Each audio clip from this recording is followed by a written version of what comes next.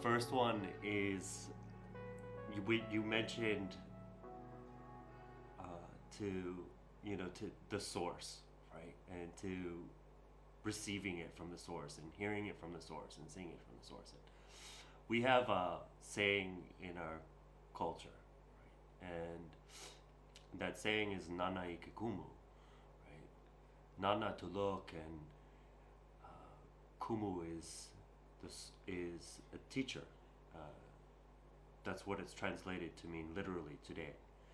And the essence, however, of the translation of this saying, "NANA I KE KUMU," means to look to the source. And when we speak of our source, we're speaking of our elders, right? We're speaking of our kupuna. Our kupuna are the source from which we look towards. The source is our poe Kahiko, our ancestors. The source is our AUMAKUA, our guardians, our AWAKEN, the many gods and goddesses of our lineage, of our ancestry. And so you inspired me to share that.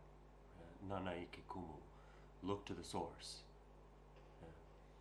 And to honor and to pay respect to the elders in their place in the ohana, right, in the family. Well, that's the first contribution. That's the first share that you inspired me to speak on. And then the second one is a story. Right?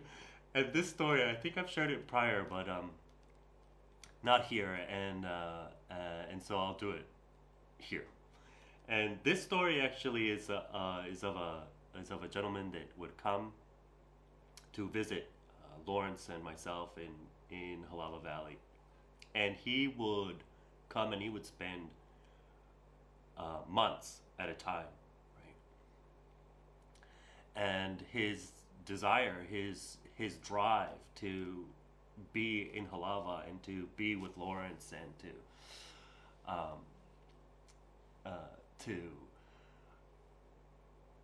set aside this concentrated, immersive time to learn, right, about the ancestors and learn about the teachings of our Hawaiian lineage, and to grow and to expand in this knowledge and in this wisdom. And Lawrence would, in the mornings, we'd wake up in the morning, 5:30, we're having our cups of coffee, we're having our breakfast, and every day, for as long as this gentleman was staying with us, Lawrence would put him into the taro patch. And the taro patches, everyone, what we call lo'i. These are water patches in which we grow kalo, and kalo it's an incredibly significant plant in our culture,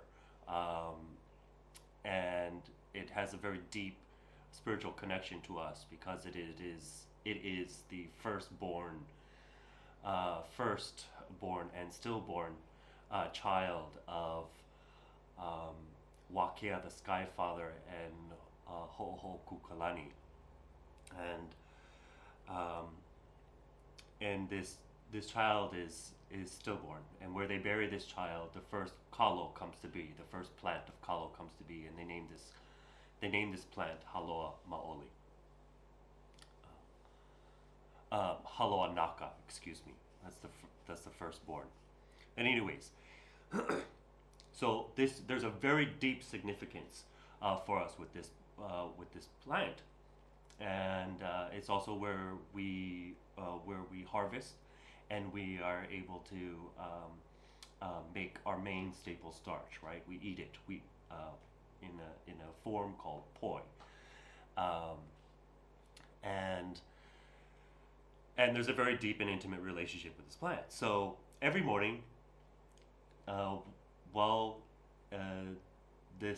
man was visiting us, Lawrence would put him into these lo'i, into these water patches, the taro patches, to weed, right? To pull out the weeds of these taro patches.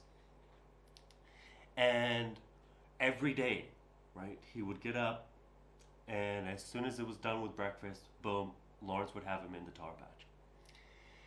And this was the first day. The second day, then, and these are months at a time now, right? And the second day, same thing. Every day, get up, move into the taro patches. He'd be weeding all day long. And he came back the third time, right? In the third stay, several months.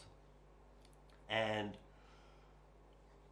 the third day of the third morning, right, of getting prepared and going back into the taro patches, he erupts. He erupts. And he says to Lawrence, he says, you know, I don't know what's going on here. He said, I've been coming here, you know, for months at a time, and, you know, I want to learn about the teachings of the ancestors, you know, the Hawaiian spiritual knowledge and wisdom. And every single day, you know, and every single time I've come, you just have me going into the taro patches and doing this weeding. And a really big emotional, you know, boom, you know, it was just like he was fed up, you know, he was up to here, and he was just like, what's going on? Like, I came here for this reason, you know. And he said to Lawrence, when are you going to teach me about the spirituality of your ancestors? And Lawrence sets down his cup of coffee on the table, right? And looks at him right in the eye, and he says, well, it looks like you're going back into the taro patch.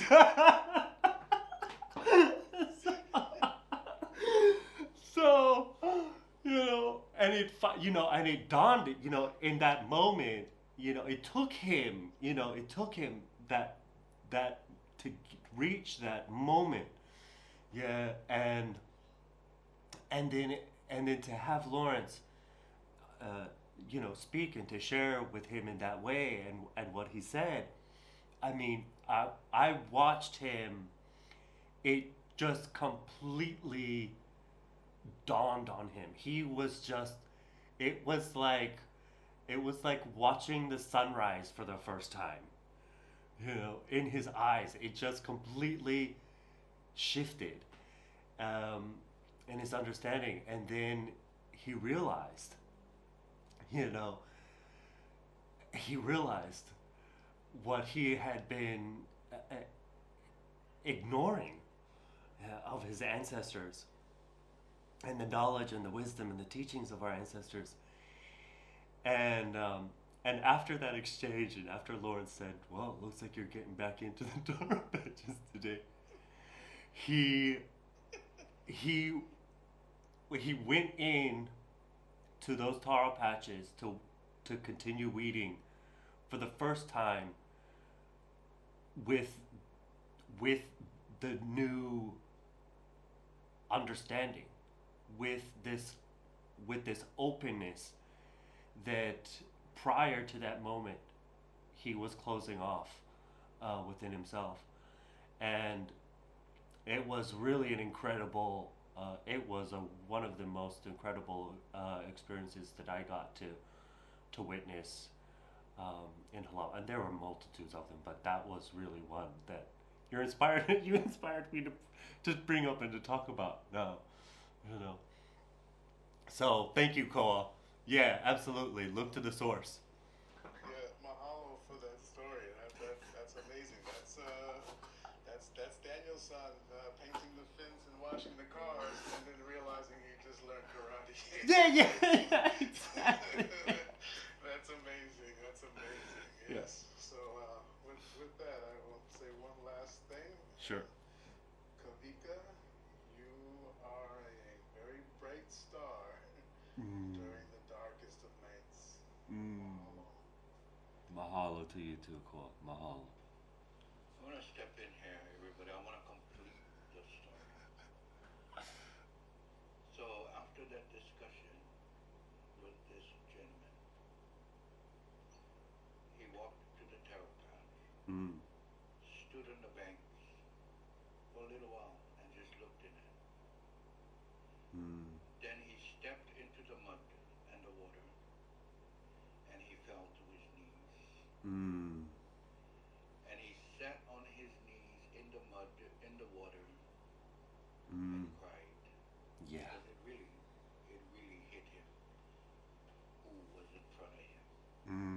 And who he really should ask the question of and from, which was the devil. Yeah. Everybody. So I just want to share, that part of the story. And as Kawika has mentioned, I mean, it's amazing as to the people that have come through